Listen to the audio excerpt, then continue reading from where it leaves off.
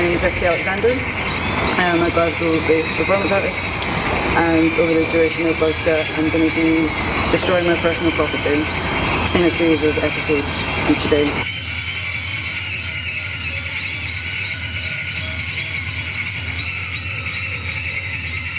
My beloved pet unicorn, and he's just died.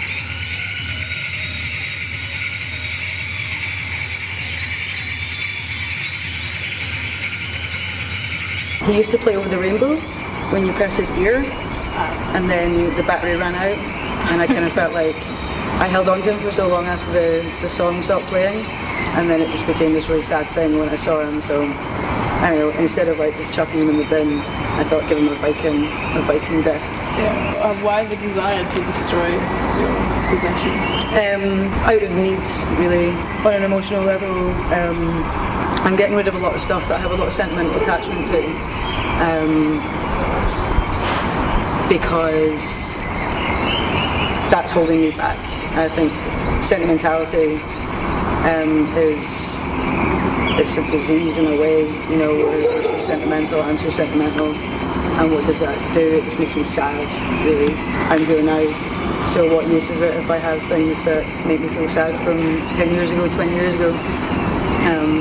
So I really wanted to use this time, because there's 5 days, to use this time to have an opportunity to really tackle that with help, with support from people. Because yeah, like I said, I don't want to just chuck these things in the bin when, who knows, that might help somebody to go home and think, right, okay, I don't need this shit either. And like Dstry talks about destruction as a way to create space. So for me, this is a way to create emotional, spiritual space, to get rid of the things that are holding me back from being alive. So there's quite a big element of catharsis. Massively, yeah, massively, yeah. Is there like a particular audience response searching for? Not at all, not at all. I don't, when I make work and when I show work, I don't have any intention for how people coming to see that might respond. However anybody responds is the perfect way to respond.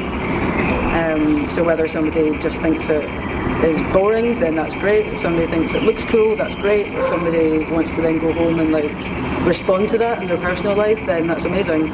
But you know, I welcome everyone to my work, but it's not for anybody. You know, it's not for any specific demographic, or you know, it's not designed for anyone. It's designed for everybody. Have you done buzzcut before? Not my own solo work. I did buzzcut last year. I did 2 other people's shows, but this is my first time buzzcut doing this sort of stuff. So have you found it? It's amazing, it's amazing. Nick and Rosanna are just like the best. They're so supportive, and the whole atmosphere is really liberating. And you know, I think the work is so varied, and the thing that holds it together is really Nick and Rosanna and the people that populate it. You know, I think if you put a lot of this work together, just kind of starkly, it would, you know, it might not necessarily sit together, but it's the community of it that really makes it a festival. Do you have any, I don't know, further plans for the work or the project in terms of destroying possessions? So you're going to continue that in the future? I might run out of stuff.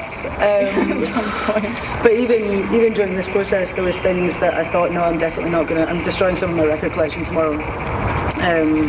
And there was a point that I was like, no, that'll never happen.